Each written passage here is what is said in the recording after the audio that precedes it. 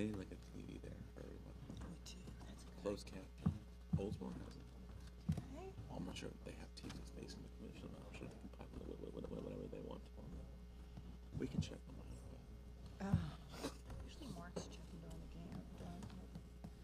The game's at 7 o'clock. Need to win this one tonight. No. We really played well in game 2. Really played well. But now you're going on their home, on their home turf. So you got to take one up there. I think it's going to go 7. I really do. They're both good teams, and Yeah, I think so. it's Yeah. going to be a battle. Yeah.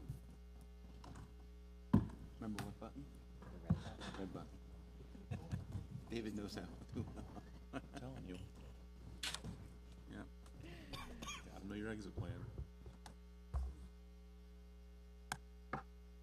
And hide under the thing. Anything. Mike, are you ready? That's why I don't like the seat. It's not Good. easy.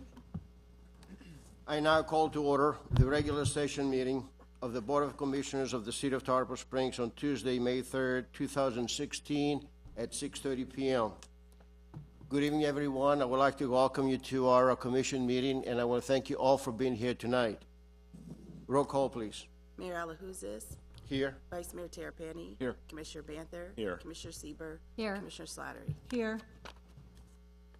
Tonight's invocation will be given by Reverend Jack Long from the Bayonet Regional Hospital. Please stand and remain standing for the Pledge of Allegiance. Heavenly Father, your goodness and your greatness and your love is overwhelming. Even in our selfishness and our own desires, you still love us. You care for us. Your blessing has been upon our nation and our community, and we rejoice in that. We thank you for your protection that's enabled us to prosper. Tonight we ask you to help these leaders as they seek what's good and best for Tarpon Springs and the area. May your wisdom inspire them to new heights of devotion and service to the community. Help us to put aside our own desires and to seek what is best for all. Bless the mayor, the commissioners, our police and firemen, and all who serve and work here. May our families be strong. May our businesses flourish. And may our churches be holy as we seek you. We pray in our Lord's name. Amen. Pledge allegiance to the flag of the United States of America and to the republic for which it stands, one nation, under God, indivisible, with liberty and justice for all.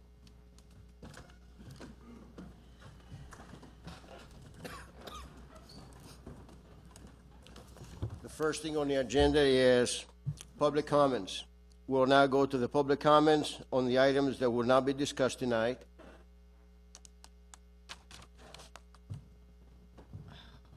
I see none. We'll continue. Next is the proclamations. Item number 1.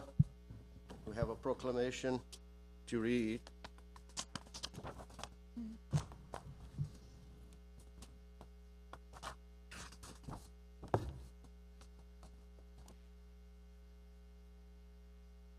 Proclamation, City of Tarpon Springs. Whereas Congress and the President of the United States have designated May 15 as a Peace Officers Memorial Day and the week in which follows as Police Week. And whereas the Tarpon Springs Police Department and all law enforcement agencies play an essential role in safeguarding the rights and the freedom of our citizens and visitors. And whereas it's important for all the citizens to know and understand the duties and the responsibilities of the police department, and that all police officers recognize the duty to safeguard life and property and protect against violence and disorder. And whereas Tarpon Springs and its residents and business wish to honor the service and the sacrifice of all law enforcement officers, particularly those killed in the line of duty while protecting and safeguarding our nation's communities. Now, therefore, I, Chris Alahouzes, by virtue of authority vesting in me as the mayor of the City of Tarpon Springs, do hereby proclaim May 15, 2016 as a Peace Officers Memorial Day. Chief, thank you. You want to say a few words?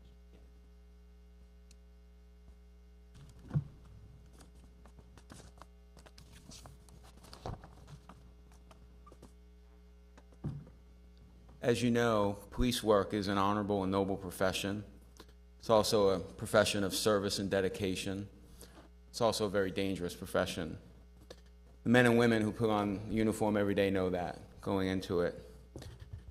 We just went up to Tallahassee. They have their annual memorial service. I got up and spoke about our 5 officers who gave the ultimate sacrifice. They are Marshal Whitehurst, Marshal Jones, Officer Bluefield, Officer Langford, and Officer Charlie Condat. We set a culture in the PD that these officers will never be forgotten. We will always honor them, and that is a must, that we set that into our culture because of the service and sacrifice that these heroes made. Just to talk real quick about how many officers have been killed. The National Law Enforcement Memorial in Washington honors 20,789 federal, state, and local law enforcement officers have been killed in the line of duty since 1792. The Florida State Law Enforcement Officers Memorial Site on the Capitol grounds lists 789 officers killed in the line of duty since 1885, and they also recognize 31 canines that were killed in the line of duty. So far in 2016, 33 law enforcement officers have been killed in the line of duty. 2 of these fallen officers are here in Florida, one most recently in Hillsborough County. It is really important that we always honor and respect and never forget that ultimate sacrifice. Thank you. Thank you. Are there any commission comments? No. Any public comments? Here none.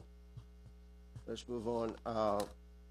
Next presentation, next proclamation, City Clerk's Week.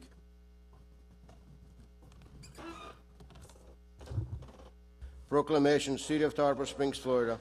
Whereas the office of the municipal clerk, a time-honored and vital part of the local government, exists throughout the world.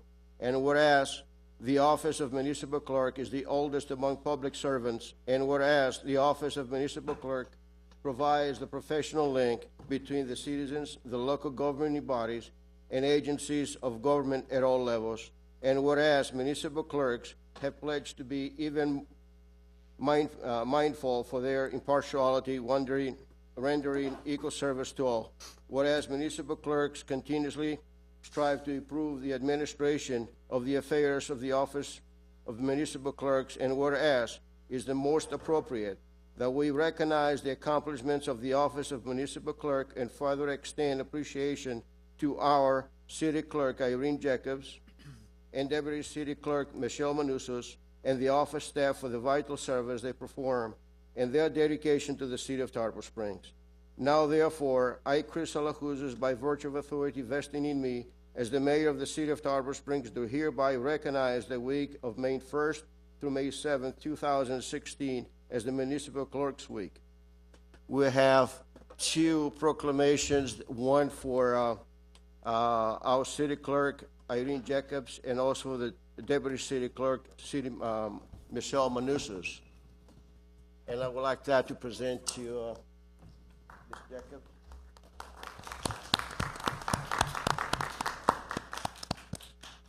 The other presentation for Michelle Manusos, that she couldn't be here tonight, so we're going to present to her perhaps when she comes back to work, or maybe the next meeting. Okay. Are there any commission comments? Any public comments?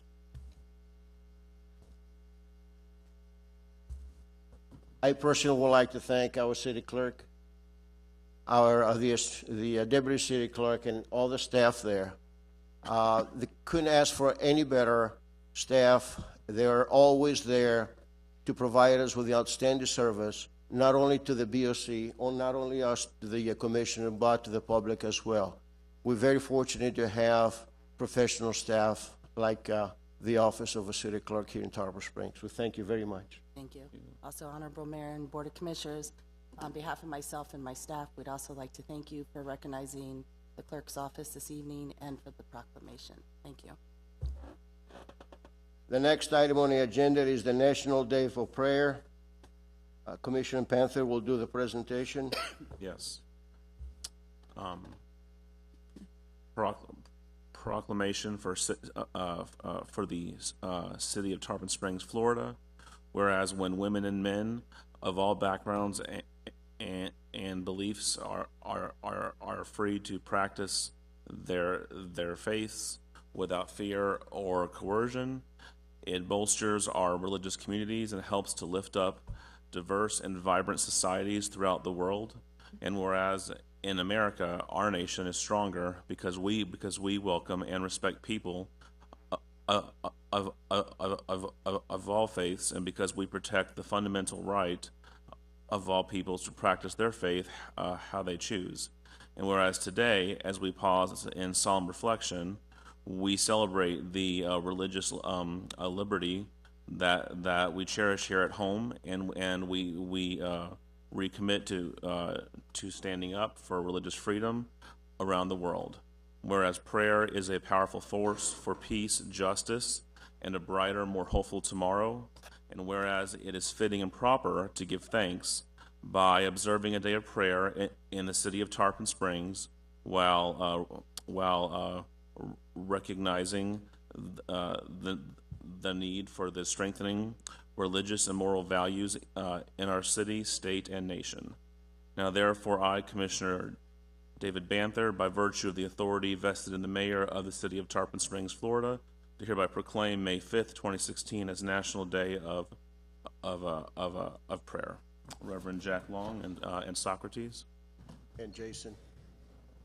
Did you want to redo your picture too? Because we have the better looking one behind it. He's fine? Okay, there you go. Thank you. Reverends, do you want to say a few words? Yes, please.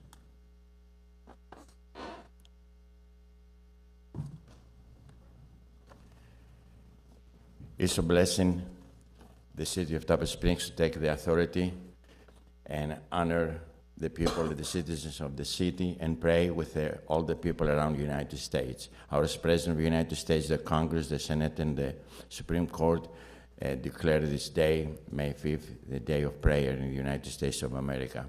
And we have a big event with all the county and all the people of the county and the stadium on this Thursday night, 7 o'clock, and on the Greek Church site on Tarpon Avenue. And we have at 12 o'clock. A lot of ministers that come and we pray from the city. We appreciate you, the leadership you take. Thank you. I want to thank the commissioners and mayor and all for sharing in this time. And we appreciate so much the opportunity that we have at all of your meetings to invoke our God in heaven to encourage us, help us, and lead us, and we appreciate that. The Tarpon Springs Ministerial Association president is Kurt Snare, and shares that with Melanie Kidd. And on behalf of them, I want to thank you for the proclamation, and I hope you're all able to come out for the National Day of Prayer. And if you can't, you can pray anywhere, anytime. Let's remember the great need that we have, and what a great place that we live in, all because of God's blessing upon us. Thank you very much. Thank you. Are there any public comments on this item? See none. Any commissions coming? Okay. Thank you. Let's move on to the next one. Item number 4, the International AIDS Candlelight Memorial Day. Commissioner Sibber. Proclamation, City of Tarpon Springs, Florida. Whereas AIDS is a global disease affecting more than 36 million people and their families, and whereas abatement of symptoms is now possible, but a cure has not been found, and whereas treatment is costly, often debilitating, and may prevent full participation in employment and daily life, and whereas prevention depends on education, and whereas the memories of those whom we have lost to this disease are very present in our hearts, and whereas the City of Tarpon Springs recognizes the International AIDS Candlelight Memorial of 2016. Now, therefore, I, Commissioner Reyes Eber, by virtue of the authority vested in the Mayor of the City of Tarpon Springs, Florida, do hereby recognize May 15th, 2016 as International AIDS Candlelight Memorial Day. Thank you. We're going to mail this one. We have no one to receive it. Are there any public comments? No. Are there any commission comments? Here, none. Now let's go to the presentations. The next item is number 5, Anclo River Dredging Project update. Mr. Licouris? Yes, Mr. Bob Robertson, who's the project manager of this, and Karen Lemon is going to give the presentation.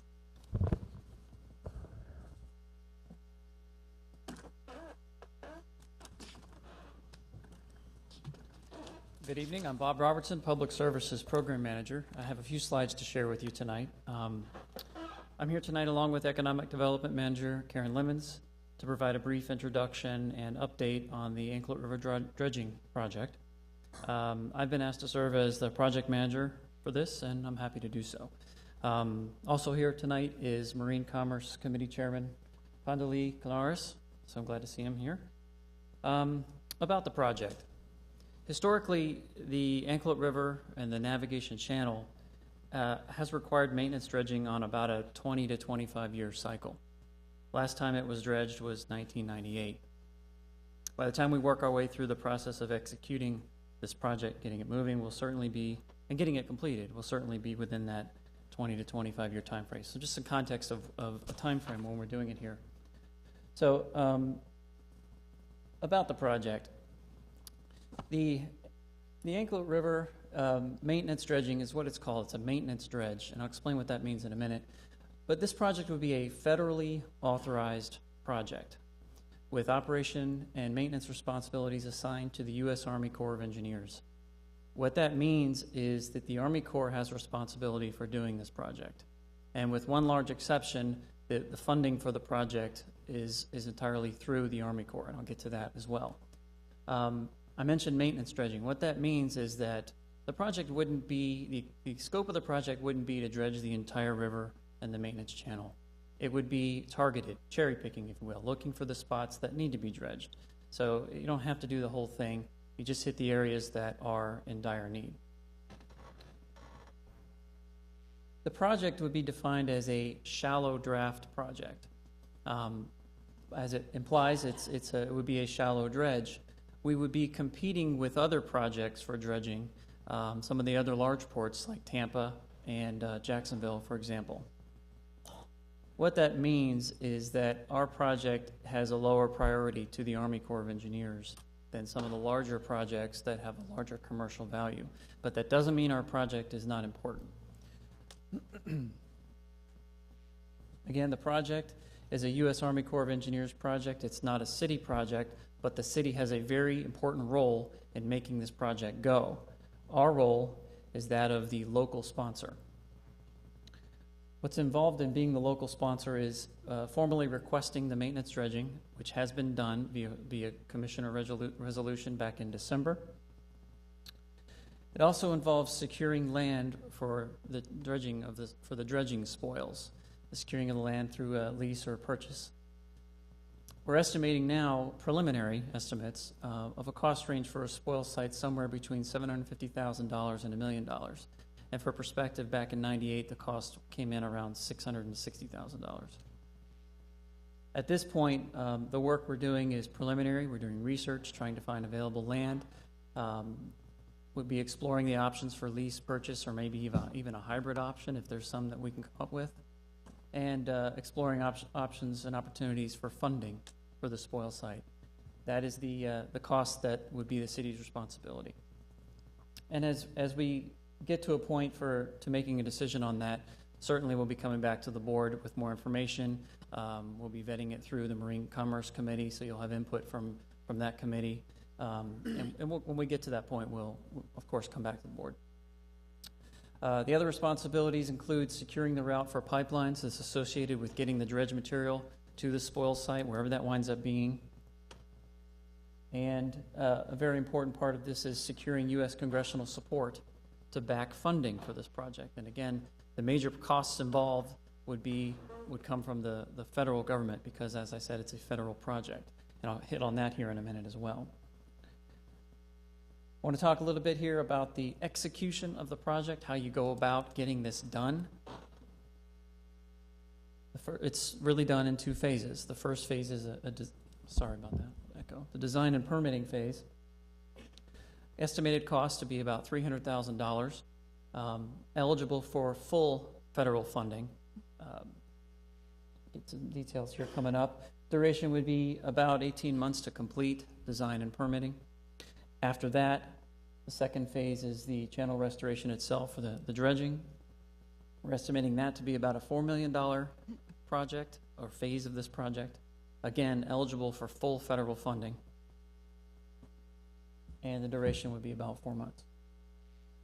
I want to focus in here. I've got 2 more slides just to kind of explain a little bit more the execution of the project and how it works. Phase 1 is design and permitting to get this going. It starts with a project initiation. This has already been done via a letter to the U.S. Army Corps of Engineers, letting them know that we as the local sponsor are ready to start this project.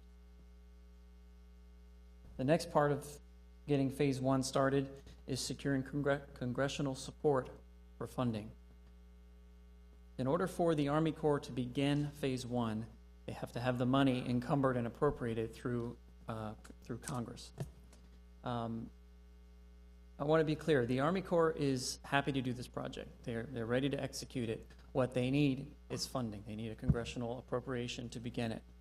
To do that, we've spoken with U.S. Congress, the Office of Congressman Gus Bilirakis, Senator Bill Nelson, and others, and we'll talk a little bit more about that. Karen can talk a little bit about that and her liaison with the Marine Commerce Committee and their role in doing that. Now, securing that funding, of course, once that's done, you'd begin the design and permitting process. Just inside the box there, what happens is that's where you do the environmental studies, the environmental impact studies, the environmental permitting, complete plans and specifications. There's a lot involved with that. That's why it takes 1.5 years to get that done. Optimistically, if we were to get a congressional appropriation, the best we could hope for is to start the design and permitting phase next February. That means we're looking for a fiscal year 2017 funding cycle. 1.5 years from there puts us at finishing this in August 2018. Preliminary indications are that we might be looking at a February 2018 start at this point. But at this point, the schedule is still unknown because of the availability of the congressional funding. The second phase is the channel restoration. This begins with the completion of phase 1. So obviously you can't get to phase 2 until you finish phase 1, and you got to start all over again. This time we for the funding, I should say. This time we go for the $4 million worth of funding to actually to execute the project, do the dredging, and again we would need the lobbying and support from our congressional sponsors to get that appropriation from Congress to the Army Corps. And optimistically, again, looking at a start of the dredging in February 2020. I'm still looking at a possible year lag based on the funding of the first phase, because obviously you're going to have to complete the first phase. So that could mean that this could start February 2021. Either way, we're looking at about a 4-month completion process to finish the dredge in that same year. And then even 2021 puts us in that 20 to 25 year time frame. So we're still within an estimated cycle of doing this dredge, not in any danger of being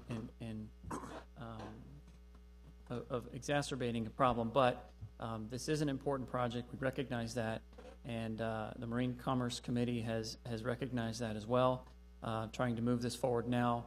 Also recognizing how long it takes to get a project of this magnitude moving. So with that, that's the technical aspects of how we do this project. Karen's going to talk to you a little bit about our public outreach and in her work as the liaison to the Marine Commerce Committee. Yeah, my role as the liaison is to work with the committee, and it's really been in a public outreach effort. And the committee members have been incredible. Even before the committee started, there has been some outreach already. We've been able to secure a letter from Congressman Bilirakis, which was the first step to completing our application to make our request an actual project with the Army Corps. That's been secured. That was submitted to the Army Corps in March, and we are waiting now from a response from the Army Corps on that. The other things that we've been doing, the last time that the river was dredged was 1998. We had an agreement with the county at that time, so we've been reaching out to the county in terms of the spoil site that Bob Robertson had talked about to try to secure some funding from the county. We did have an interlocal agreement with them the last time of the dredge, and hoping that we could repeat that for this time. In addition to that, we've got another opportunity this year through the county's BP funding. They've got about $7 million. They just started a public outreach effort to get ideas from residents, citizens of Pinellas County on what projects they would like to see happen with that BP money. So we were able to jump on that right away. The committee was good in presenting the online survey that the county had sent out. We sent them the survey. I know they all submitted the survey, sent it out to lots of other groups and folks to get as many people to respond as possible. Bob Robertson, on behalf of the city, put in our official city request that we think the funding of the spoil site for our dredge project would be a perfect fit for the BP money. So we're going to be following up with the county on that and working with the committee.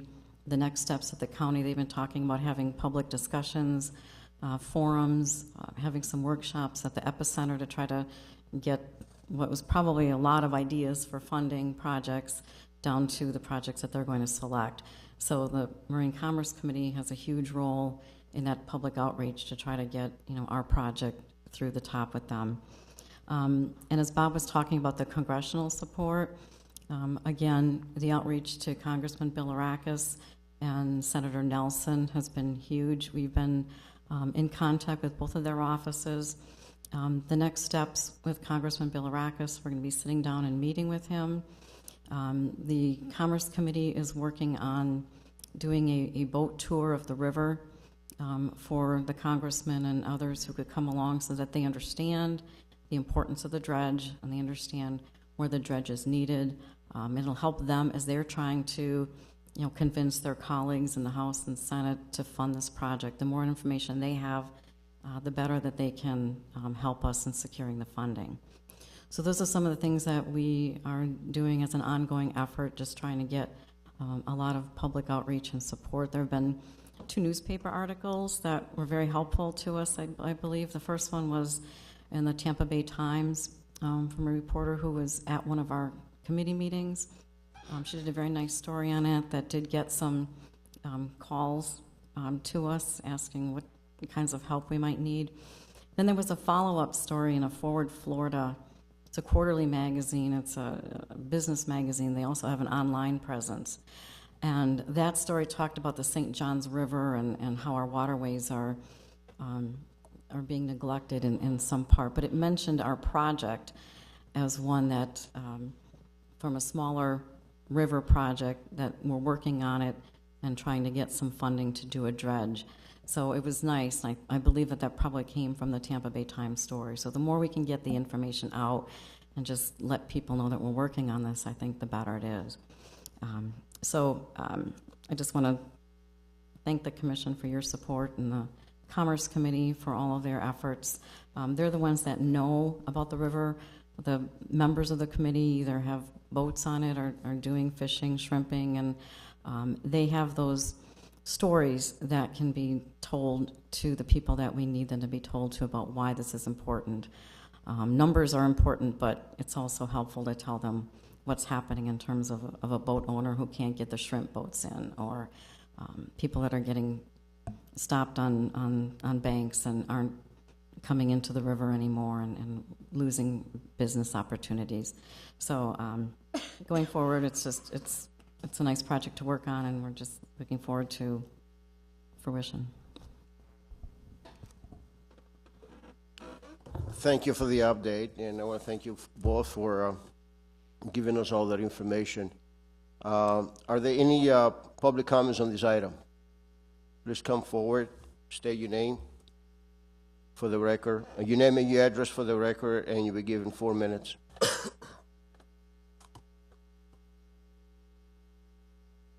Good evening. Athena Tsardoulias, 634 East Orange Street, Tarpon Springs, Florida. First, I want to say congratulations to our new mayor, our new commissioners, and our new vice mayor. I haven't had a chance to see you all since you were installed. Anyway, I also want to thank Bob and Karen. They're doing a fantastic job. We're just very pleased. I'm not officially on the committee, but as all of you know, I've been working on this effort for quite some time. So I had a couple of questions. I'm sorry, Bob, I missed the last meeting. But I would like some clarification regarding the funding. I understand it's a federal project and eligible for federal funding. I understand informally that State Senator Jack Valla and Representative Sprouls are looking into possibilities of getting funding, partial funding, or what they can for our project out of the state as well. So I wondered how that would work. Let me answer that. First of all, obviously the first step is, you know, we are still eligible for federal funding, and we're hoping the congressman can maybe pull that off, even though we've got the letter that it'd be 2018. Hopefully they can still deal with their colleagues and get that funding for the February 17th. If that fails, then the alternative step would be to go with them and see about securing some money to that effort to speed it up. So that would be the second step. Obviously, we don't want to be too interested in there when there's still the opportunity for the congressman to get us funding in there. But if that fails and we still have the 2018 deadline, our immediate next step is to see through Mr. Sprouse, Mr. Latvala, and whoever else may help us at that time to see if there's another method through state funds to seek that and pursue that to get the project moving along. Anybody else? No. Any commission comments? Just. Oh, yes, thank you. First off, I do want to say thank you to all of our staff that are working on this. I'm very pleased, and I've heard very good things from the public as well, which also helps to just confirm that. And also with the members that, like Athena and her whole group, that before this even got started, came to me, and we kind of helped get that ball rolling, and their wealth of knowledge and guidance in this, it just could not be done without that. And now we have the this committee that is formed that is doing a great job, and I would hope that in future updates maybe we have them come up as well and talk as they develop more in their roles, and we get this moving along. As far as the letter that, correct me if I'm wrong in any of this, Gus's office submitted that letter back in March, correct? Didn't we get a kind rejection from the Army Corps, or was that from something else? We haven't gotten any official response. What was the letter we got emailed from the Army Corps? Was it an email or something? I think they're talking about the letter that said that they would consider it for the funding in the 2018 cycle. All right, okay. That was the Army Corps' response, okay. Not a no, which we kind of thought we'd get it, but they said they would consider it for that. That's the effort now, where if that is to moved up, the congressman would be the only one who could petition to move that up. And then obviously I talked about the next phase, but that was the response that they had sent to us, that they would consider it for funding, but it would be the funding for the 2018 budget. Is there any action steps now with the congressman's office, now that we got the letter from the Army Corps stating it's going to be considered, I assume not approved, obviously, considered in the next fiscal year? Is there any more steps that we're planning to take? Just to see what he can do to see if that can be changed and it can be moved up. Okay, well, I would like, and I can get with you afterwards on this, I would like to arrange some kind of a formal meeting or something, because, I know he has lots of people asking him for lots of things, but I just want to make sure this maintains a just priority status on his agenda, which I'm sure it is, but again, he's not just dealing with this. So I think that was very kind of him to, have that letter submitted, and we got in the Army Corps' radar, but I think we need to stay in front of him constantly. And then I would encourage people in the public to also contact him as well and just voice your support. His office obviously is 100% supportive, but obviously the more voices we have, the more that'll help for sure. But I would like to see some kind of a timeline, and whatever I can do to help with that, I'm more than happy to. And I'm also glad to see that we got support from the state level. Now the county level, when we met with Commissioner Eggers, and you brought up, Karen, the whole issue of the BP fund, everything. Is there any updates on that? I know he mentioned a BP fund, and then he mentioned a second thing, but I forget what it was called. I'm not sure if it's like a pot the county has for projects each year. Was there something else he mentioned in that meeting? I think he was talking about their capital improvements Yes. fund. Yes. But I think we thought the BP might be more amenable to them. The open period for the survey was through the 29th of April. So they're compiling surveys now and getting the next steps up, but we're in contact with them. So as soon as they say what the next step is, which will be some type of public outreach forums or whatever, we'll. So they have so himself and the county have everything that they need from us for that, correct? At this point, yes. Okay, excellent, thank you. And when the time comes, I know that, I am hopeful that the county can provide the funds for the lease or purchase of the spoil site, and when we identify that site, we can discuss then a lease or a purchase, depending upon which makes more sense. And then the economic impact study, has that been started yet, or what's the plan for that?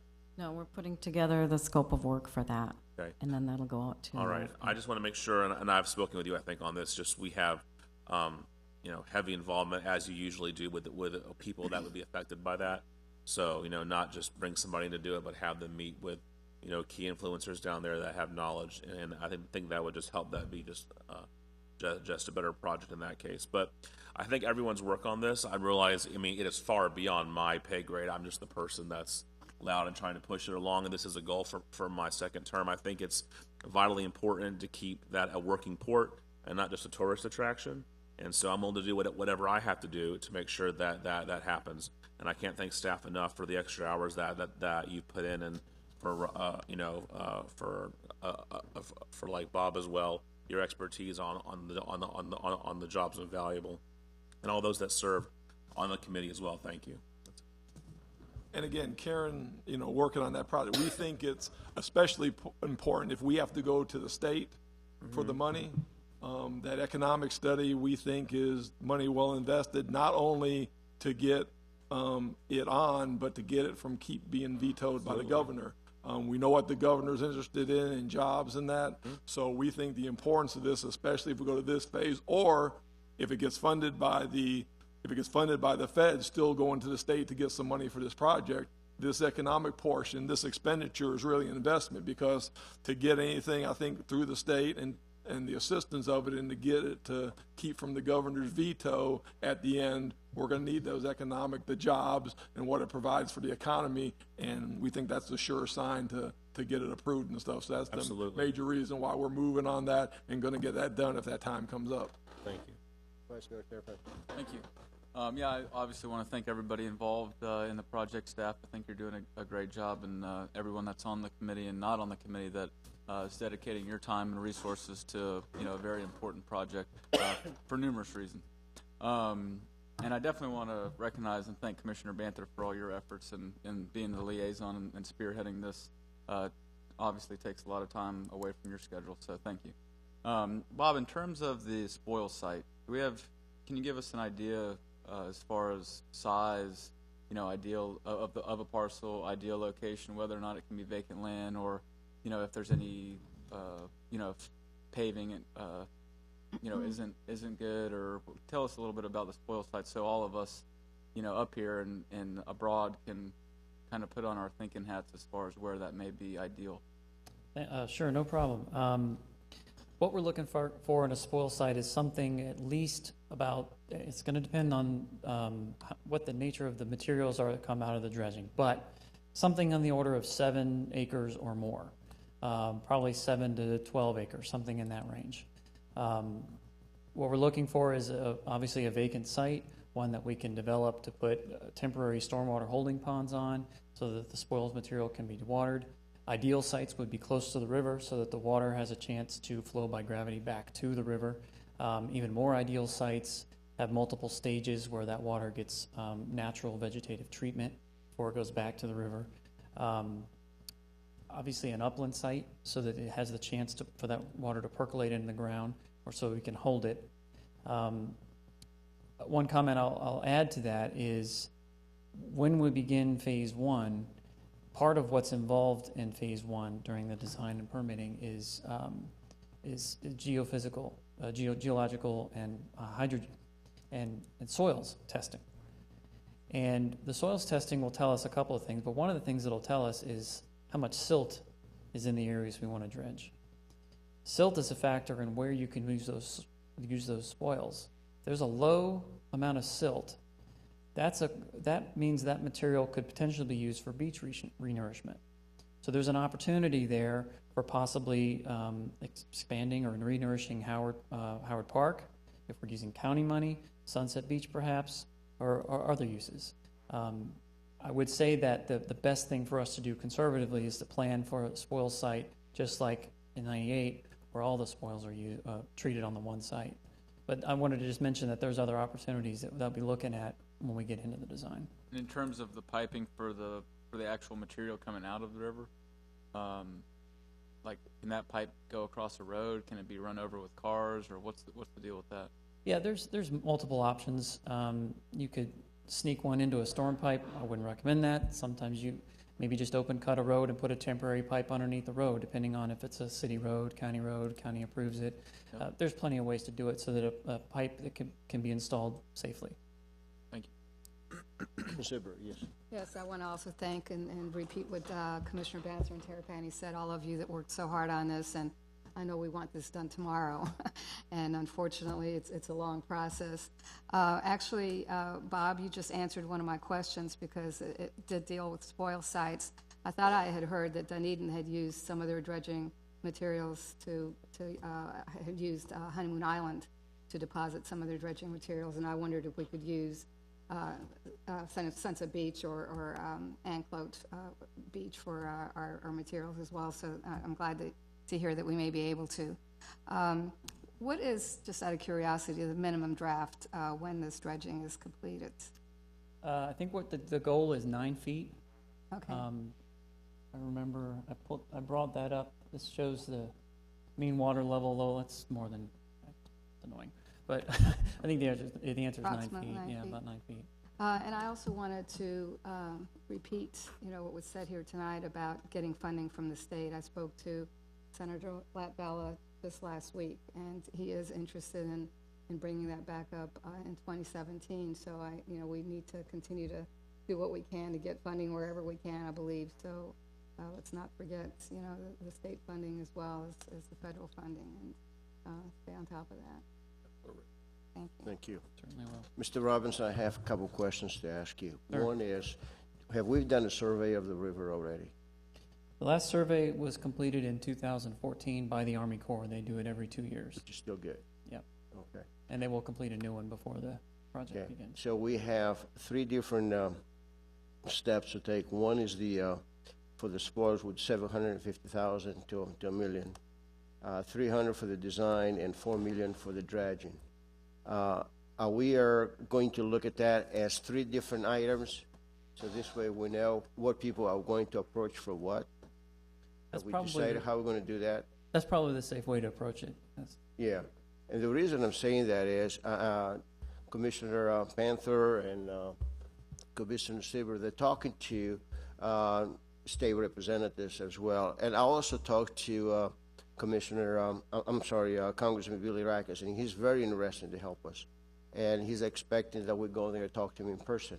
I just don't want us to duplicate the efforts. We want to synchronize on things that we do, so this way we do not duplicate in what we're trying to do.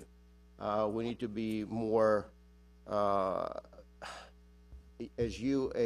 the project manager, perhaps you can be the dispatcher, if you will, for different people to go see what and talk to different representatives to make sure that we get the funding that we need. I also would like to thank the members of the committee and all the volunteers, all the concerned citizens, because everybody knows how important this project is, not only to our local economy, but also to our heritage. So we must continue to have the fishing village that we have. And I know that everybody's thinking the same way. Everybody is concerned and want to do complete this project as soon as possible. But I think we need to work together as a team. The volunteers, the committee, the staff, the elected officials of all levels. So if we synchronize the efforts, I think we're going to be more successful. And thank you again for the update. You're welcome. Let's move on to the item number 6, golf course marketing plan. Mr. Licouris. Paul Smith will come up and golf course director. Good evening, Paul Smith, Public Services Director, and with me who's presenting tonight is Howard Hunt, our golf course manager. We continue to work to stay with the times, with changing times with our golf course, and included in that we have a proposed marketing plan we'd like to present to you. And Howard's going to do that. And then some of the ideas that relate to rates that we propose to change are further down in the agenda under ordinances and resolution. So with that, I'll ask Howard to go ahead and take it away. Thank you, Paul. Thank you, Mayor and Board of Commissioners, for allowing me to speak to you tonight. So since arriving here, Howard Hunt, Golf Course Manager. I know Paul already said that, but anyway. So since arriving here in 2014 and look at all the major improvements that we've done to the golf course, now we need to start trying to reap some benefits. So we've been coming up with, new ideas, new ways to hopefully bring more people into the golf course. And I'm going to share some of these with you tonight. So social media, okay? It's a powerful tool if used correctly, and we plan on doing that. But it's also, it allows us to reach a lot of people very quickly and very cheaply. Okay, we don't have to spend a lot of money on advertising and whatnot.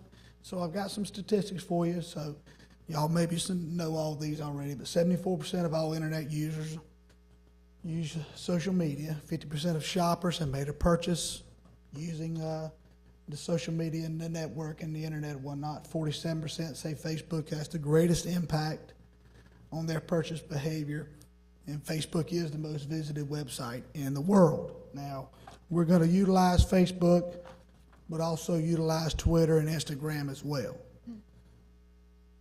So more than 60% of our play comes from the 4 months of November through March, okay? And we average 200 to 300 rounds a day. Now, 60% in only 4 months out of 12 months is a lot, okay?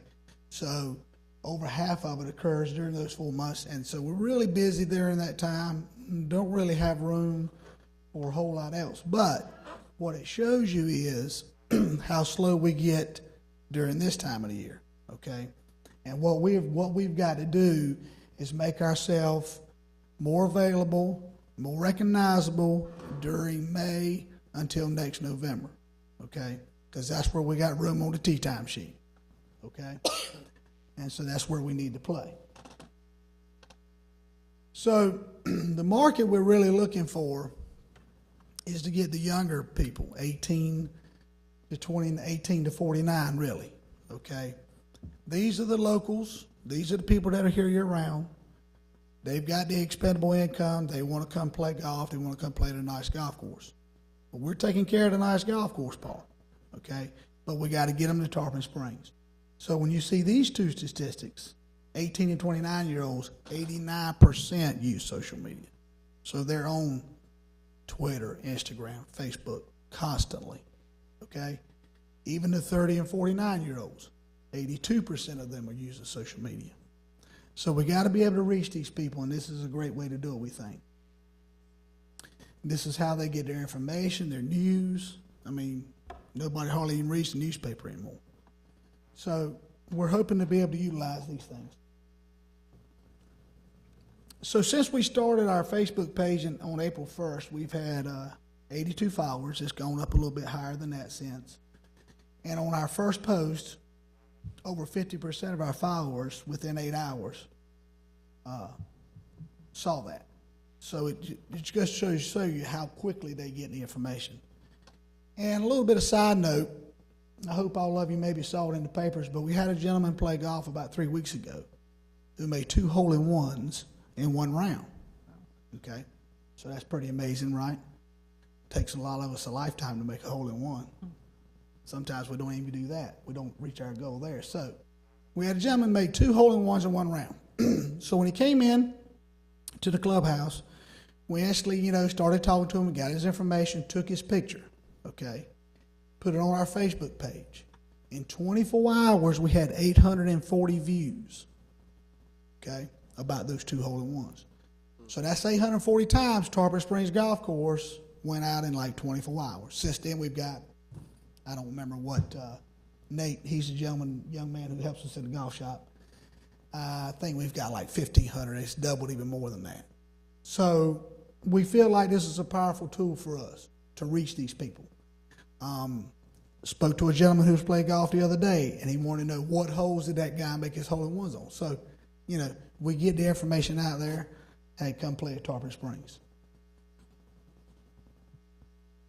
So one of the things we have on as a resolution for you tonight is city employee discount. Now, since I've been here and gotten to meet the city employees, and I meet this one here and that one there as I go along, number one question: well, if we come out and play golf, do we get a discount? Well, no, you don't.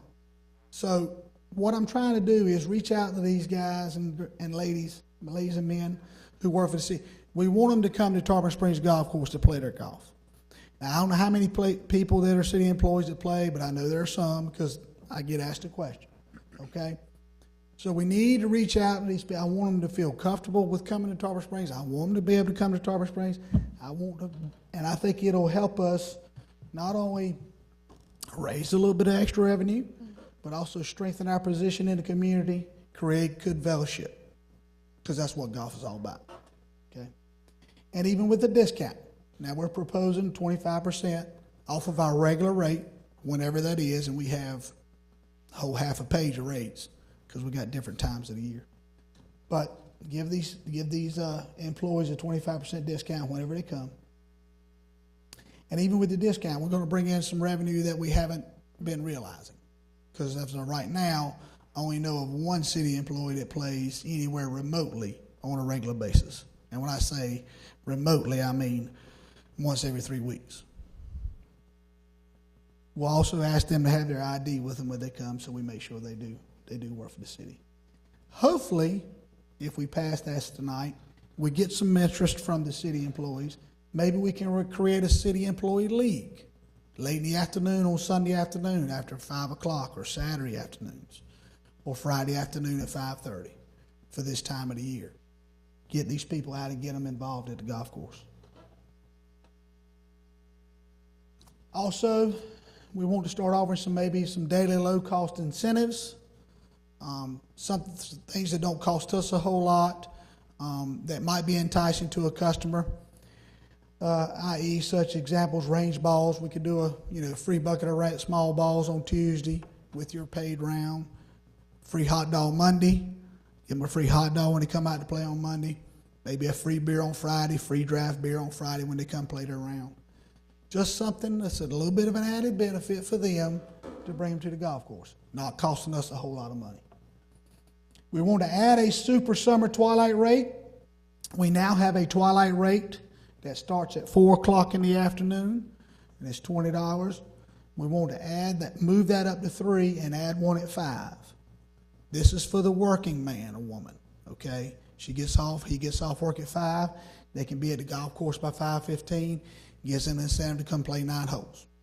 Okay? There again, this time of year, the tee time sheet just cuts off at 12 o'clock. Okay? It's hot. You can come up with all the excuses you want to, but we got to get people out to the golf course during that time. Okay? The way I look at it is something's better than nothing. So we do want to add this super summer twilight rate, and by using the social media, we can offer flash sales through that avenue. Hey, it's slow on Tuesday. Bam, we'll send out some on Instagram, some on Twitter. Hey, come play golf this afternoon with us for $20, which might be $2 off whatever the rate is. Okay. or give them some kind of incentive there. And we plan to film a commercial or infomercial, if you will. I think we got that scheduled to do Friday. We can put that on all of our social media sites, city websites, YouTube it, get it out there to the public. And then we plan, once that gets finished and we like what we have, probably spend a little bit of money by putting it on the Golf Channel, through Bright House Media, just to give us a 30-second segment there to show the improvements being made to the golf course, because that's what we got to do. We got to get the word out. And that's what we got for you. Appreciate your time. Well, thank you for the presentation. Yes, sir. And thank you for everything you do for the golf course. Okay. Okay. Any commission comment? Vice Mayor. Thank you. Appreciate your presentation and taking a proactive approach and trying to, increase some revenue at the golf course. I don't necessarily have, any issue with anything that you've proposed. I do have a couple questions. In regard to discounts, we do give a discount to city residences already. Is that right? Yes, sir. Through a golfing membership. Through a golfing membership? Mm-hmm. We give, not on our daily rates, no. We have a Florida resident rate that gives them a discount during the peak season. But we don't offer a specific Tarpon Springs discount on our regular golf rates. We do offer one on membership, though, and use of the range. Okay. As long as we're considering giving an employee discount of 25%, I think we should also consider giving a resident discount. Maybe it's only during the slow months. Maybe you don't do it during peak season. I don't have a problem with that. If you're busy during peak season, there's no reason to give a discount during that.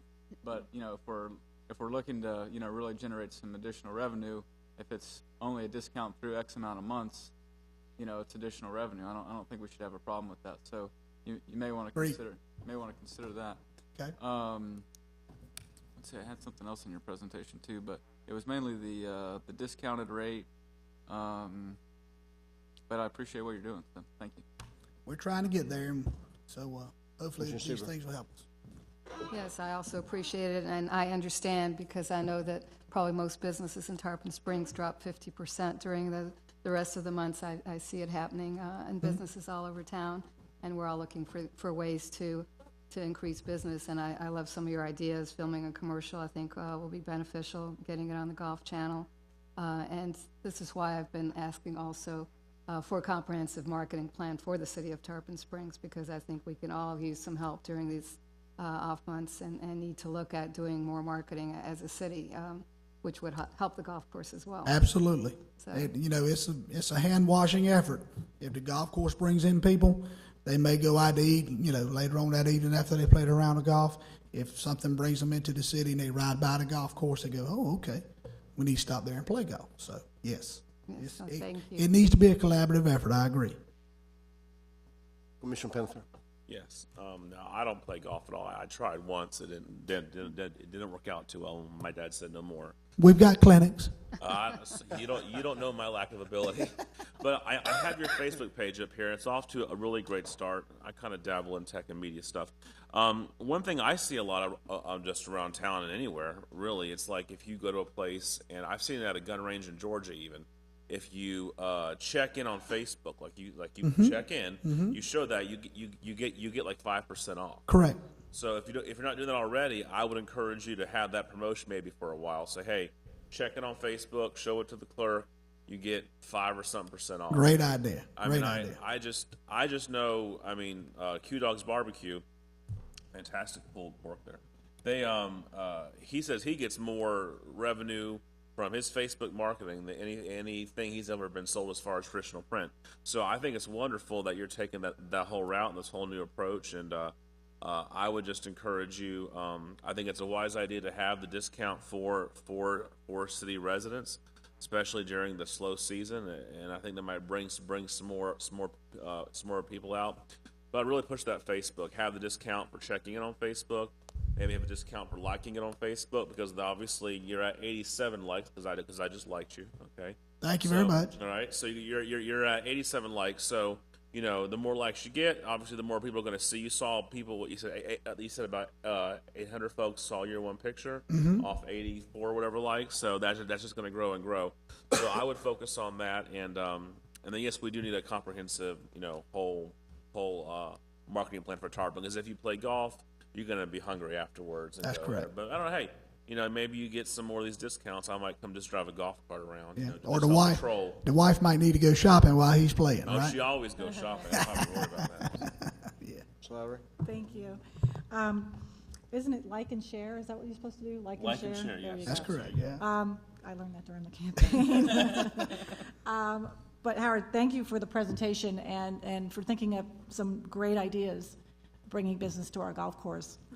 There's been so much work done on the golf course in the past few years, and we need to let people know. That's correct. It's really come a long way, and you've done a fantastic job. Thank you. I did some research on other golf courses in the area to see prices and stuff. Like, you have the Twilight rate of, like, what was it, $15 or $17 or something like that? It's 20 right now. Right now. After but 4 o'clock. Proposing a lower rate, which I think is a great idea. That's correct, for later on in the And day. it makes us very competitive with some of the other Yes. golf courses in the area. So Yes, it's a ma'am. great idea. So, and we also need to think of ways to bring more, not leagues, but fundraisers or whatnot out to the golf course as well. That draws a lot of people. And I know years ago we had the like a little restaurant or something out there. If we could get that up and running again, people used to go for breakfast and lunch. That was a good moneymaker for the golf course. I don't know what that would take to put that together, but it's something hopefully we can look at for the future. And if we can get our rounds back to where we want them, that could be the next stage. Yes. Now we have do we have a golf league out there? It's pretty full. Is it to capacity, the golf league? We have several leagues throughout the entire week. Now, once we get into the summer season, the leagues do dwindle. Okay. So during the summer season, but during the busy season, we have several different leagues, and they range anywhere, and most of them are community related. So it may be something like Tarpon Shores has a league, Sun Valley has a league, Dunedin Carefree, which I think is isn't that like a mobile home? A mobile park up. They have a league. Right. But of course, when it gets summertime, those people go back up north, and so those leagues dwindle. So during the summer, we're wide open for more league. We have a Wednesday league, that's the Men's Golf Association. We have a Saturday league in the morning times, and we have a small league on Sunday mornings. And some of the other leagues do hang in there. VFW comes on Thursday, and they hang in there, but their numbers dwindle. Mm-hmm. So, we've got plenty of room to try to get more leagues, but we got to reach out to these people that are here year round. Right. Well, yeah, social media is the way to go right now. It's free advertising. That's correct. So again, I appreciate everything you're doing out there, and we'll work as hard as we can to help you as well. I appreciate it. Thank you. Appreciate it. You got some great ideas tonight, huh? Yeah. Great. I have one suggestion, and I'm in agreement with everything we're saying here tonight, and I am in agreement to offer the discount to the employees, to give them some quality time and give them the opportunity to enjoy themselves. But also, I will ask you to reach out to local employers such as the hospital, St. Petersburg College. Perhaps you encourage them to talk to the employees so they can use our golf course. Yes, sir. I'm glad you brought the hospital up. I didn't mean to interrupt you, but they're having a staff tournament at our place on June 11th, and been in contact and talks with Ray Ward and I can't remember the other gentleman off the top of my head, and we're hoping to start a league for them, an afternoon league, once they have their tournament. So yes, sir, I appreciate that. Thank you.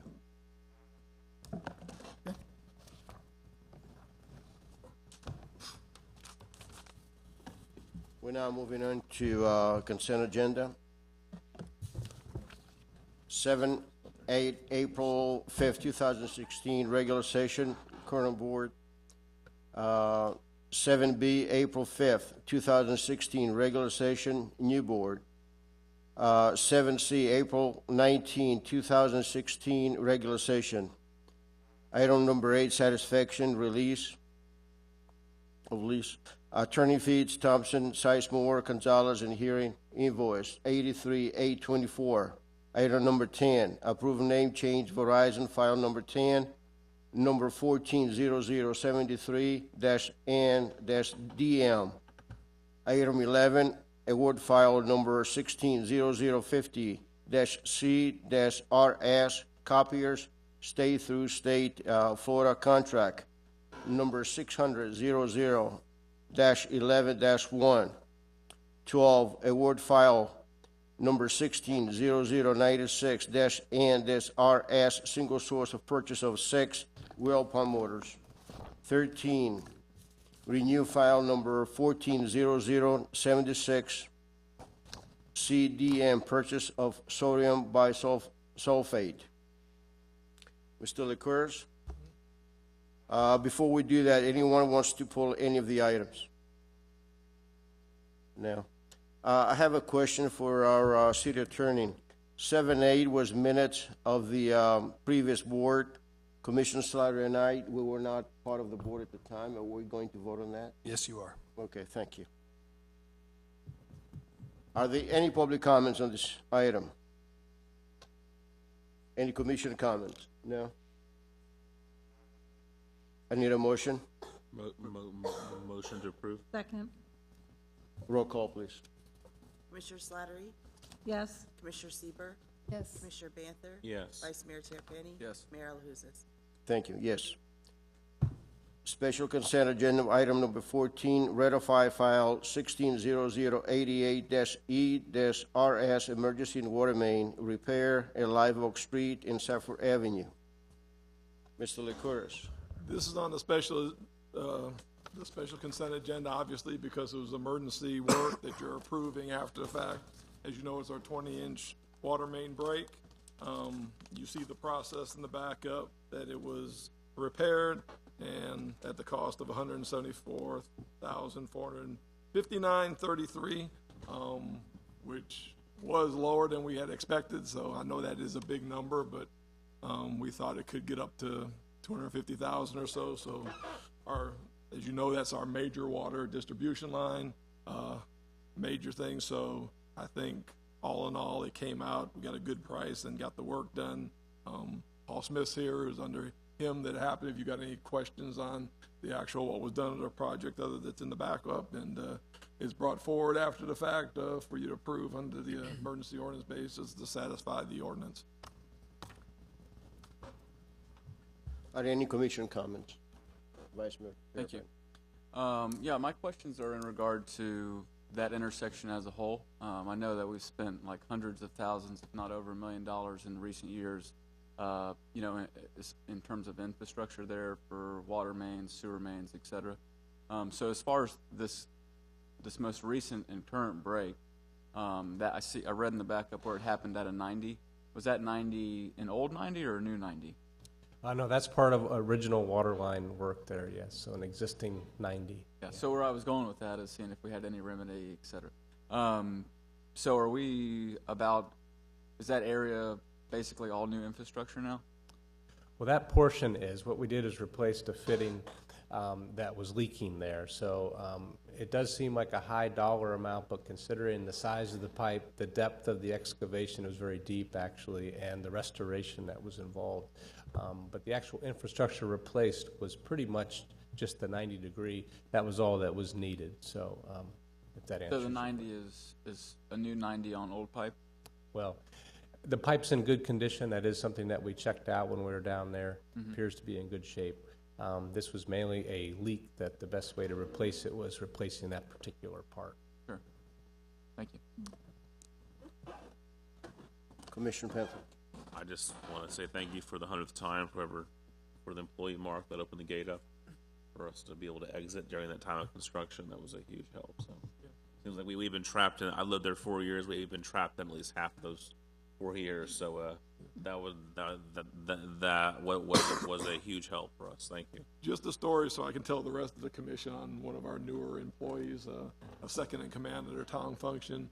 Because of that problem that Commissioner Banther and, of course, others in the neighborhood brought forward, we had this employee, Tony Morello, go out and look at the situation to see if there's anything we could do for the citizens. He went out there and found out that the project was going to start the next day. So he called me and said, listen, the project's going to start the next day. Our plan that we had, we won't be able to put into effect, so we won't be able to do it. But he went home that night and didn't like himself having to say no to assistant residents. So first thing, 7:30 that next morning, he went out and eyeballed it and found a different solution that he'd get some entrance and exit from the place with little disruption through the fence in the dog park, and called me about 7:45 saying, listen, I went out there and looked at it, saw this, what about doing this for the residents?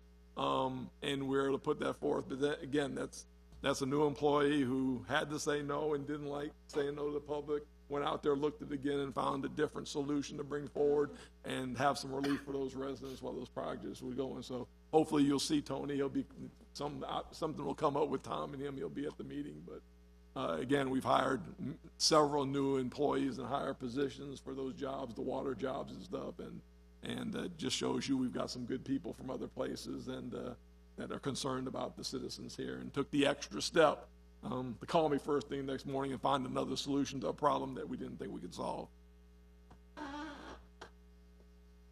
Any other comments, questions? Are there any public comments? See none.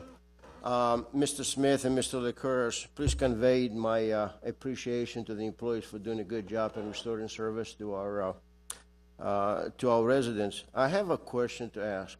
Of course, this is a big project. Do we have any program in place for preventing maintenance? Yes, we do, Mayor. And in fact, this project allowed us to sort of test our relationships, making sure we have big parts in stock, and if we don't, they're just a phone call away.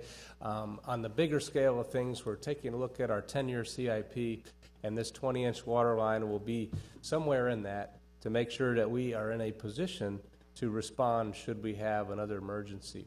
I must say that this, I think, went very smoothly with good coordination among departments considering the scope of this project. I mean, to say that it is the water main of the city, it involved us even calling the county as our backup water supplier, making sure that our interconnects were available just in case we had a massive drop in pressure. So in order that we were able to coordinate it so well and get it done relatively quickly, I think is a testament to how well the city's working together.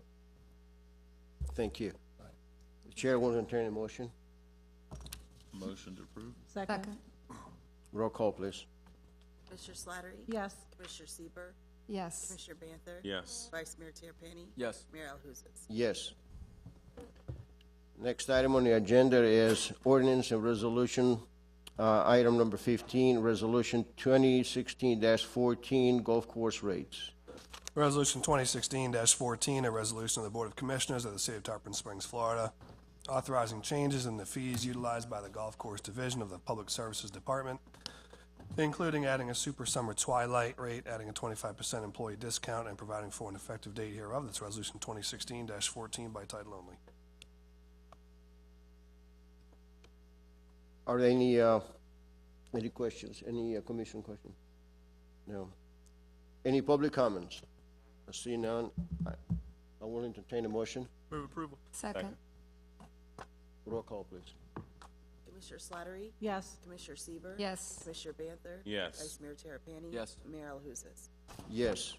Next item on the agenda is item 16, ordinance 2016-05. First reading. Ordinance 2016-05, an ordinance of the City of Tarpon Springs, Florida, amending Chapter 12, Offenses, Miscellaneous, Article 1, in general, Section 12-18, Public Solicitation, Section 12-18.3, same definitions, and Section 12-18.6, same prohibited acts by further defining the sponge dock area, public places, and prohibitions on solicitation of the sponge dock area, providing for repeal of ordinances or parts of ordinances in conflict herewith, providing for severability, providing for inclusion in the Code of Ordinances of the City of Tarpon Springs, Florida, and providing for the effective date of this ordinance. That's the first reading of Ordinance 2016-05 by title only. Second reading will be held on May 17, 2016, and will be published in the Tampa Bay Times by title only on May 6, 2016. A little bit of history on this. Back in 2006, in response to some significant problems with solicitation on the sponge docks, the distribution of handbills, etc., the city attorney then brought forward a wholesale revision to the existing ordinance governing that conduct. There was concern on behalf of the police department that it was too aggressive, somebody was going to be hurt. It was that type of conduct was putting off tourists, it was causing traffic hazards, pedestrians were being pushed off into the sidewalks. There were some significant public safety concerns. At that time, Ordinance 2006-10 was put into place, and that is the ordinance that has been in place since that time. Late last year, we received a constitutional challenge to that ordinance in response to a citation issued by Officer Gasson for that conduct. That citation went to trial, and the judge upheld the constitutionality of the ordinance, obviously a very good thing when you are regulating in the area of First Amendment concerns. However, the citation itself did not take on its merits because the judge determined that the person distributing the handbills was not in a place that was then prohibited by the ordinance, and that person was actually in a public parking lot. So we had particularly two problems, and another one that I want to discuss with you. So what we have here today in front of you is an amendment, and it's not a wholesale amendment. As I said, the ordinance as it stood withstood constitutional scrutiny from a judge, which is wonderful, and the ordinance has served us well for 10 years. We've got a couple of issues to address through the ordinance. The first is you'll see that the geographic scope of the sponge docks is enhanced and broadened in this revision. It now includes Arferis from Dodecanese south to Live Oak, and that is simply in response to having the same problems. As you have a vibrant tourist area, they tend to spread, which is a good thing for the city. There's more people out there, there are more businesses sprouting up, but that has continued to create this same problem, simply moving in a southerly direction from Dodecanese on Arferis. So the prohibited area of the sponge docks where solicitation is not to occur is broadened by the ordinance in response to code enforcement efforts out there. The second part is in response to the case that we prosecuted before the judge late last year, where we again broaden and bring into the prohibited areas, the public places, to include the parking lots. Otherwise, the ordinance stays precisely as written. We think that, I believe that this will continue to withstand constitutional scrutiny. It will give the code enforcement officer Gasson additional clarity in his efforts to enforce the code out there on the sponge dock. And I'm happy to answer any questions that you have about the ordinance. Any questions? No. Are there any public comments on this item?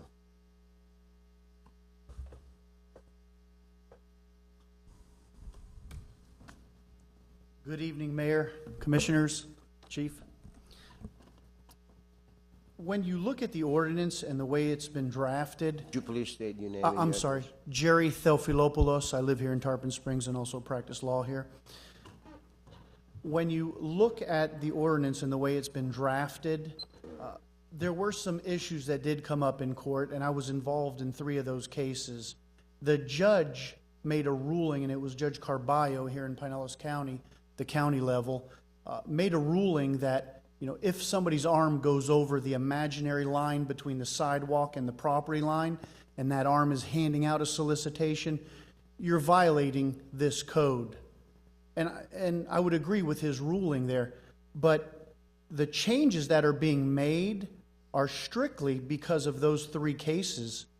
You know, I read the whereas section that states you want to avoid generating litter, waste, and debris in public areas. My question to you today is, for the past 10 years, has it been an issue the way it's been enforced and the way people have complied with it?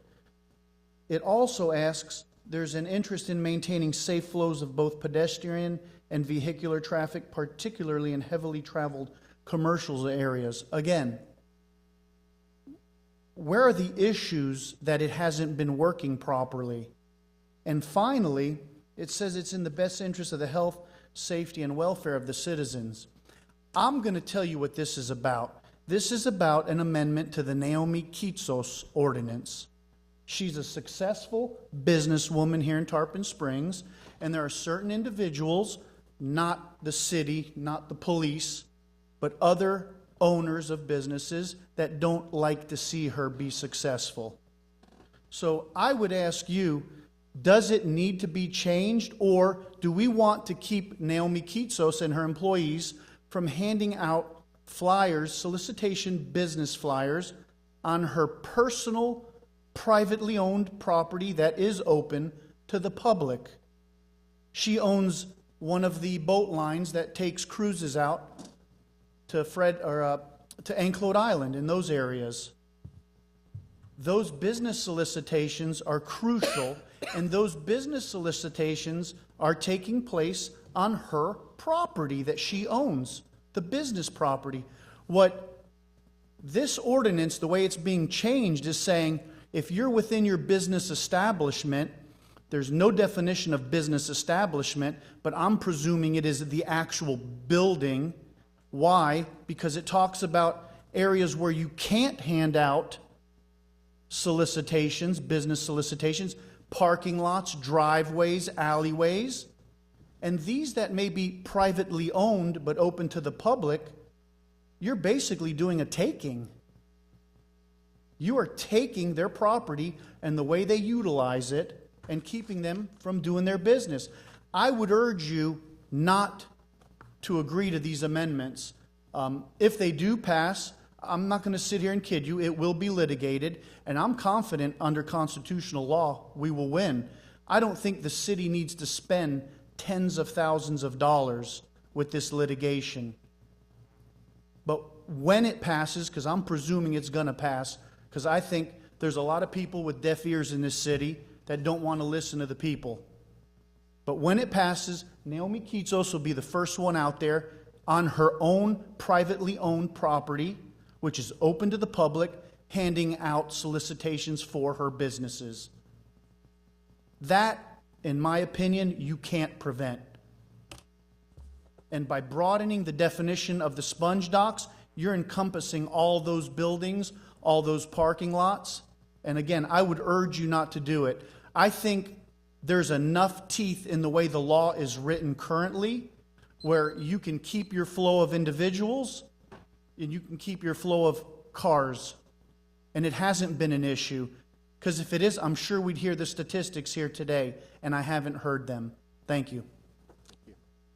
Are there any more public comments? Commission comment. Ms. Seaver. Yes, thank you for your comments.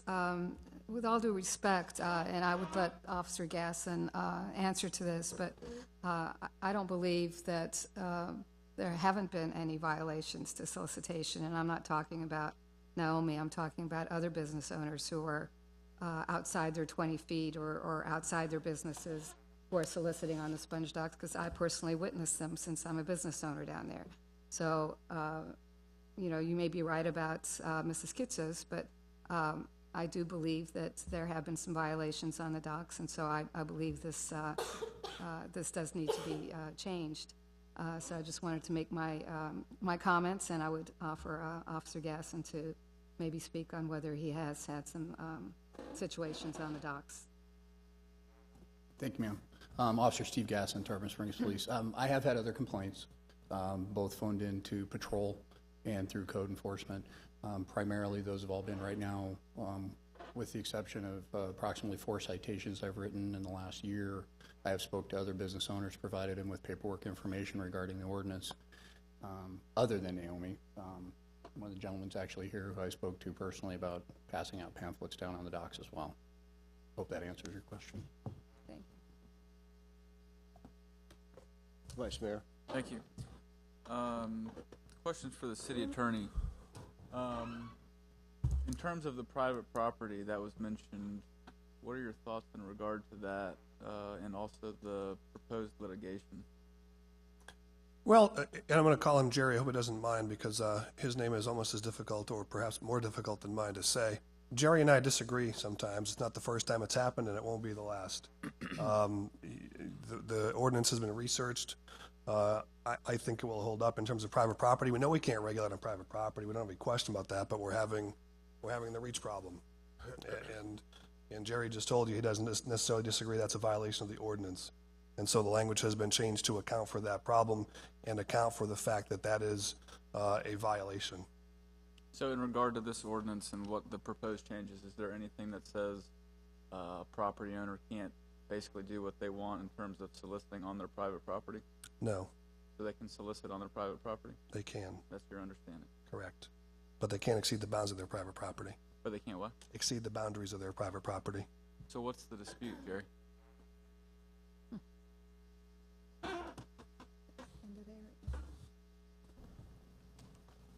I disagree with Mr. Daniel, and I'll tell you why. The definition section of this ordinance. Where are you looking? Okay, let me get it to you. He's like, and Jerry, I don't want to talk over you, so please feel free to tell me to be quiet. But it's on page 3, and it's in subsection 9, and you'll see a strike through on private property, and it's been changed to business establishment. Right. Okay. Okay. Section 8. Oh, I'm sorry. Were you No, done? go ahead. You go ahead. Section 8 talks about public place means any area accessible to the public and includes, but is not limited to, any alley, bridge, building, deck, driveway, parking lot, park, plaza, sidewalk, school ground, street, and other right-of-way open to the general public, including those that serve food or drink or provide entertainment, and the doorways and entrances to buildings and dwellings and the grounds enclosed therein.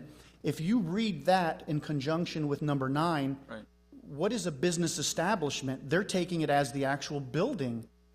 So you'd be prohibited, if you own a parking lot that's open to the public, the way this is written, from handing out a solicitation on your privately owned parking lot open to the public. And that's a problem. Mr. Dano? I simply disagree that that's the way those would work in conjunction. And to the extent a change might be warranted, I might change the word inside the business establishment. And I think, I don't know if Jerry would be placated by that, but perhaps that the term inside suggests within the 4 walls of the business. That is not the intention of the ordinance, and that's not where we're going with that. Again, we're simply trying to we're trying to alleviate the reach over problem. But it seems like it's more so the definition of the public place. Am I right?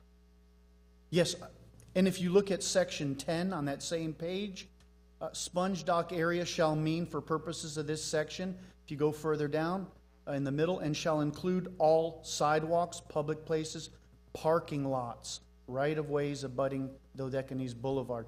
So basically, you are taking a privately owned parking lot and saying it is a public lot at that point. And that's where the problem is. Right. My client wants to be able to pass out on her privately owned parking lot that's open to the public the solicitations, and it's vital to her businesses. Yeah, I understand what he's saying, but I think what we're overlooking here is that if it's done that way, it doesn't fit within the definition of solicitation to begin with. It's not considered solicitation if it is done on the business establishment. We agree on that? Regardless of how you define public place. Well, because then it's not solicitation. What is the business establishment then? Does that include the parking lot? That's the problem here. Because if you go, further down where it says same prohibited acts 12-18.6, it says the sponge dock area includes parking lots. So there needs to be further definition in regard to private property. To the business establishment and the private property, correct. Because the way it's written now, if you own and I know because we litigated this at the lower level county court, if the way it's been expanded, this definition now includes parking lots that are privately owned, open to the public, and it will preclude my client from doing what she should be able to do on her privately owned property. I would agree. I mean, I feel like I'm not necessarily one for the solicitations to begin with. I mean, I understand what the purpose they serve is, but I do feel like in relation to the code, I feel like private property is kind of, and private property and public places and the sponge docks in general are kind of left wide open to where there's no real definition for what the private property is and what you can do there. I mean, and what you know, what's the definition of private property when it says everything public space, parking lots, etc.? It precludes private property. Except the business establishment.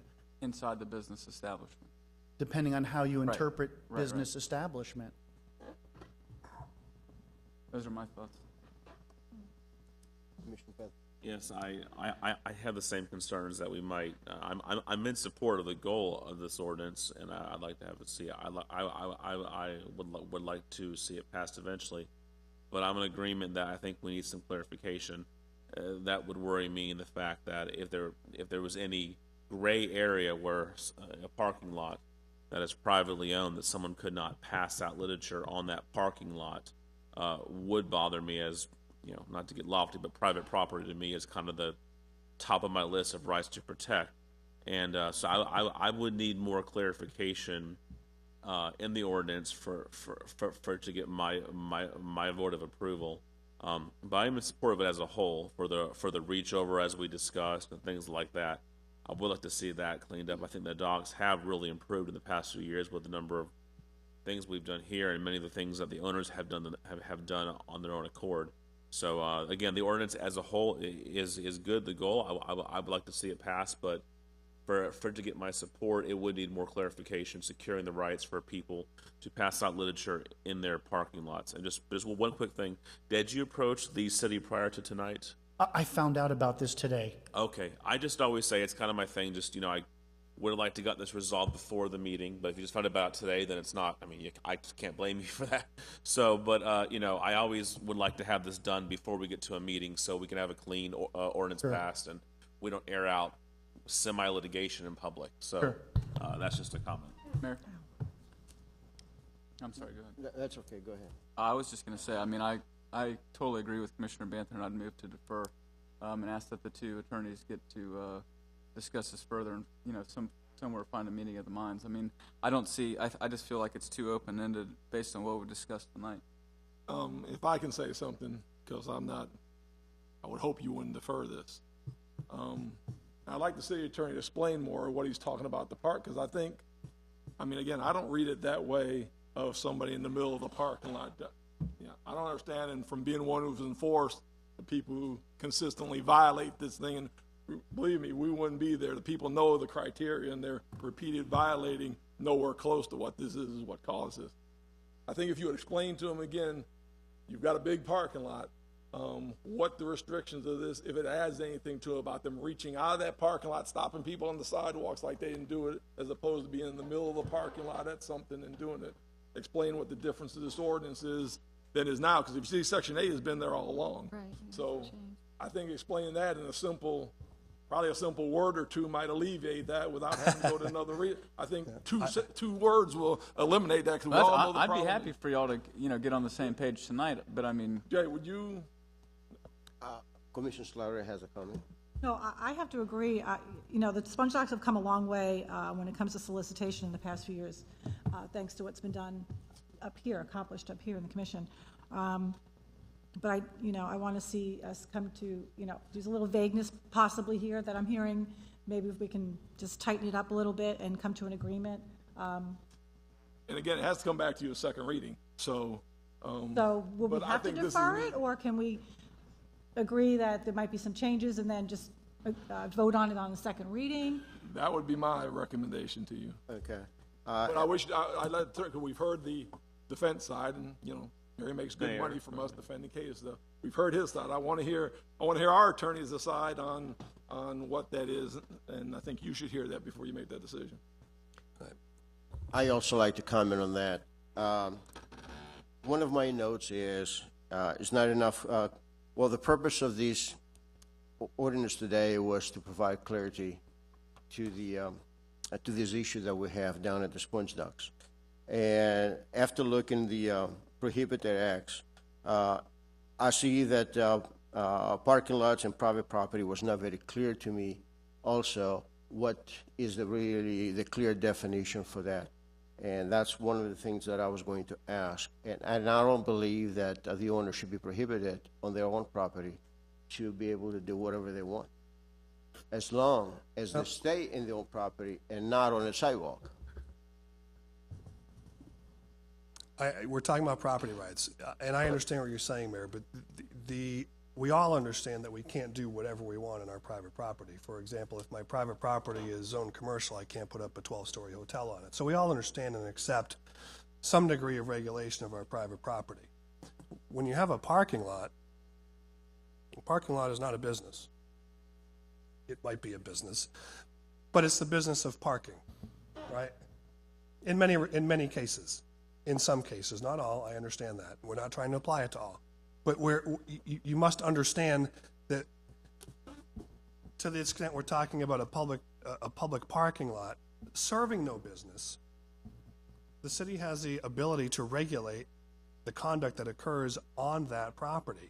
Because the solicitation needs to be done by a person who holds an occupational license issued by the city for a business location when made inside the business establishment.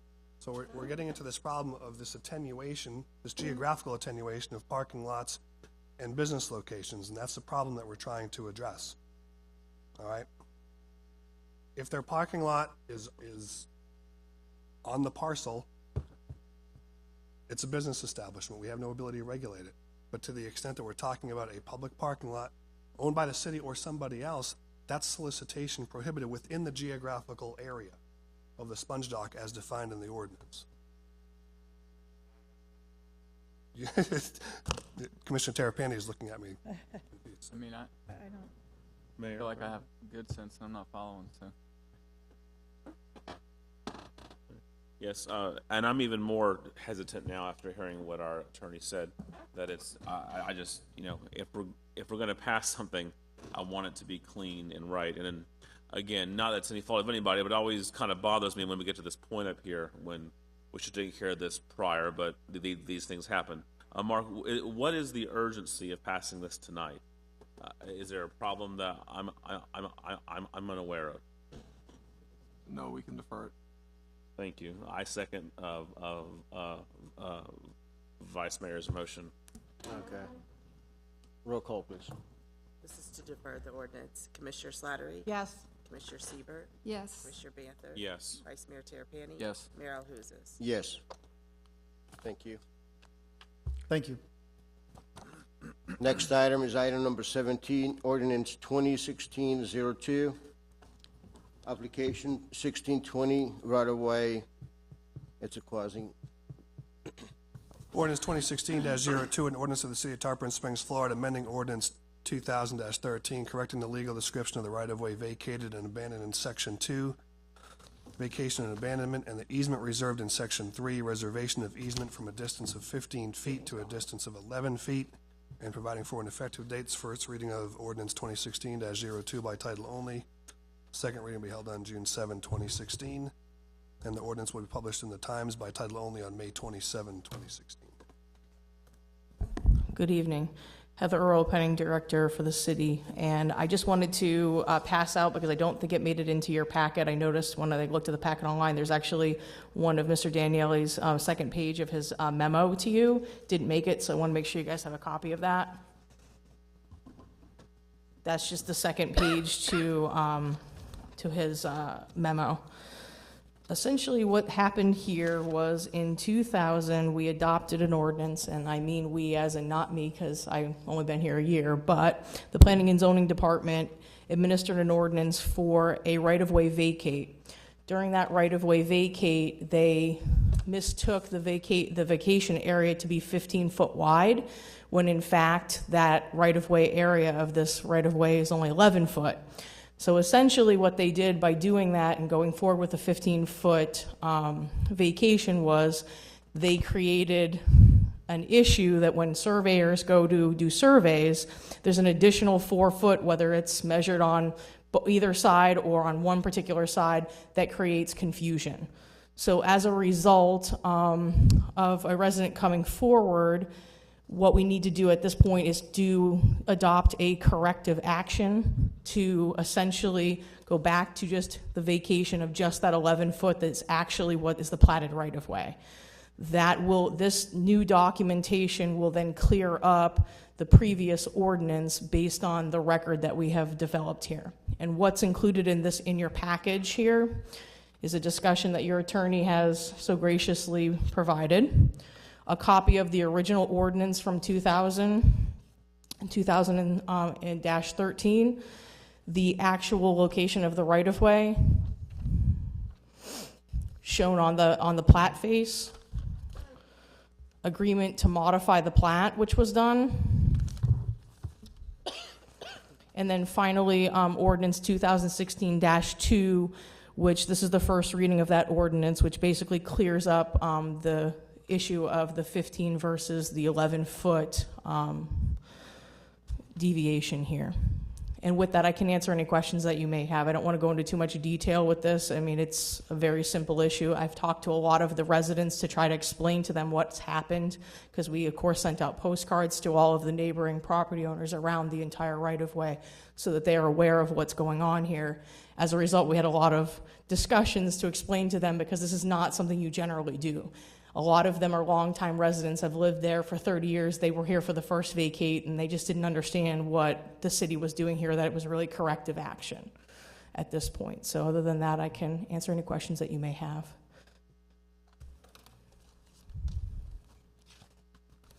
Okay. Take a motion. Public comment as well. Any public comments on this item? Any commission comments? Will entertain a motion. Motion to approve. Second. Roll call, please. Commissioner Slattery? Yes. Commissioner Sieber, Yes. Commissioner Banther? Yes. Vice Mayor Terapany? Yes. Mayor Alahouzes? Yes. Thank you. Oh, I'm back. Item number 18, resolution 2016-10, application 16-11, replat Anklo River Crossing. Again, Heather Earler, Planning Director, as staff for this particular application. Yeah, let's read the resolution real quick, if you don't mind. Okay. Resolution 2016-10, a resolution of the City of Tarpon Springs, Florida, approving the final subdivision plat, application number 16-11, Anklo River Crossings, partial replat, accepting all offers of dedication as described in said plat, authorizing the appropriate city officials to certify approval thereon, and providing for an effective date. It's resolution 2016-10 by title only. Again, Heather Earler, Planning Director for staff for the city.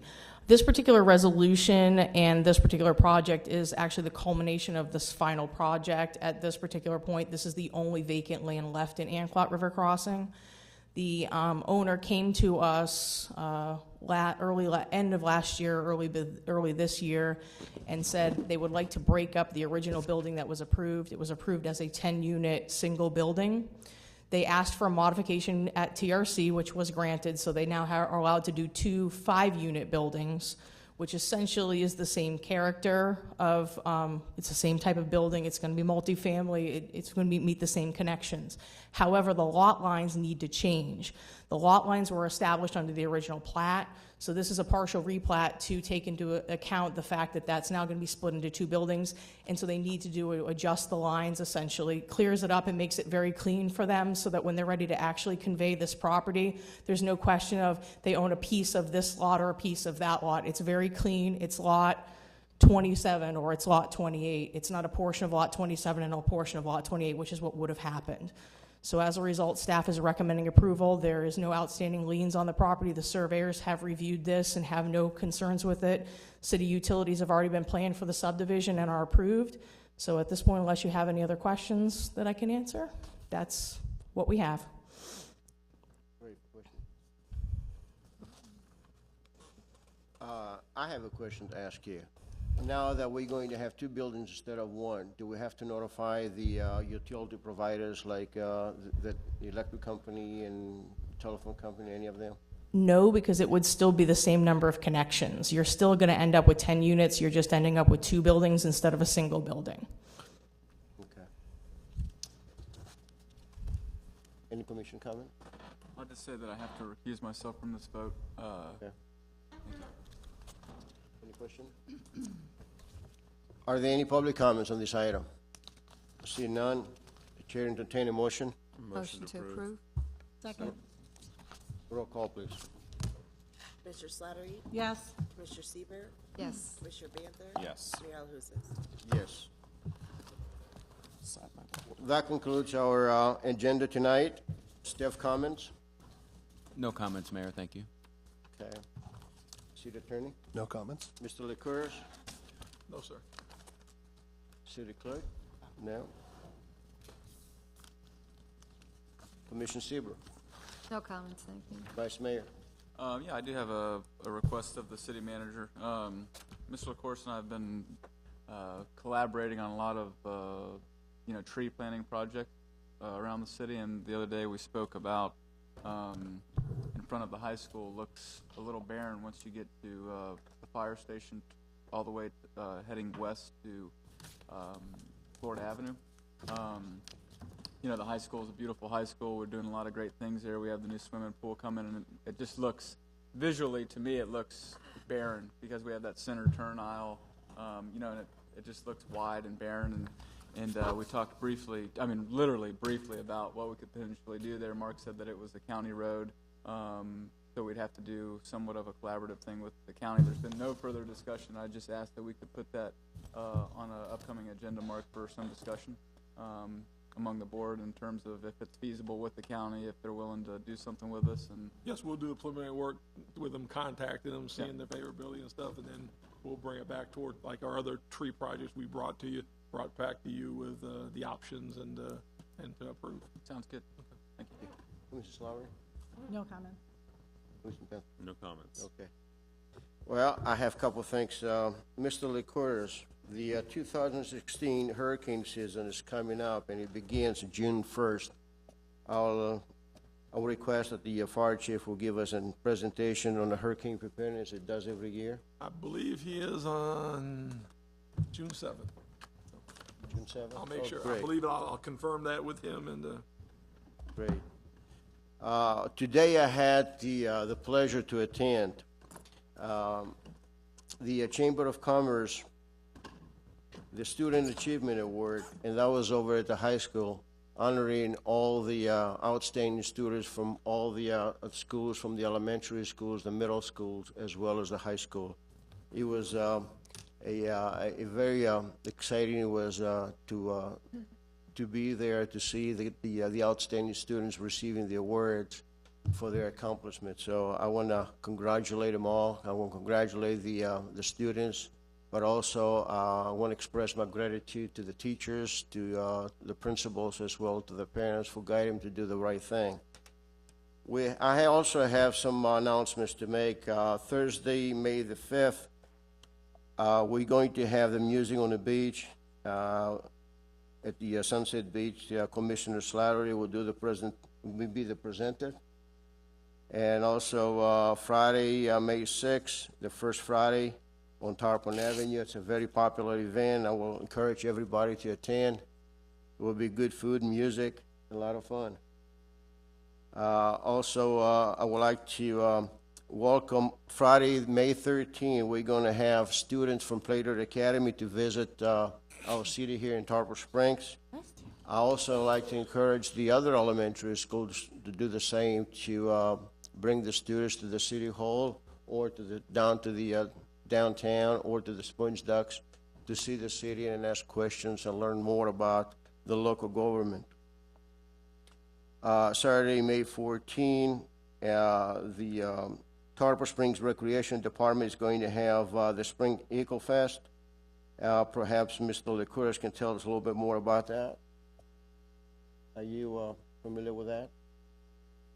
The recreation department is doing the event, but I think we Yeah. approved the last agenda. Yeah, they're also going to have music, food, and beverages, and also going to be some education interact programs there will be very beneficial to the kids to attend. 9 of the islands is going to be also on May 14 at 6 o'clock down at the Sponge Docks. So I encourage everybody to go. I think it's going to be a very nice event. Sunday, May 15, Beach to Bayou 5K run. Those of you that are in good shape that like to run, please join. And I think this is a great fundraiser for, I think the hospital is doing that. Am I right? It's beneficial to the hospital, so that's all I have.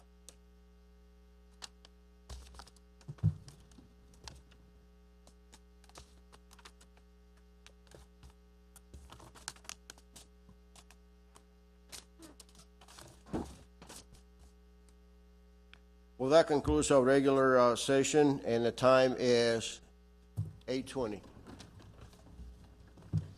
Gavel, Mayor. You too. Have a good night, Dave. Back to gavel. Yeah. When does We have to sit here and stay until you say yes. Hey, when does that start? School gets out, I think, like the 4th or 5th, probably like the week of I'll do something the next meeting, I was gonna bring it forward, because we're doing this, I think we're doing the selections and stuff, I think, we're doing the interviews and stuff. You know what, I didn't think about it. How are you? I'm sorry? Hey, Nick, how are you? You allow livable? Never seen wrong. Yeah. And I was thinking, man, we're doing so much good, like public works projects and everything like that. It'd be great if we could get like a couple more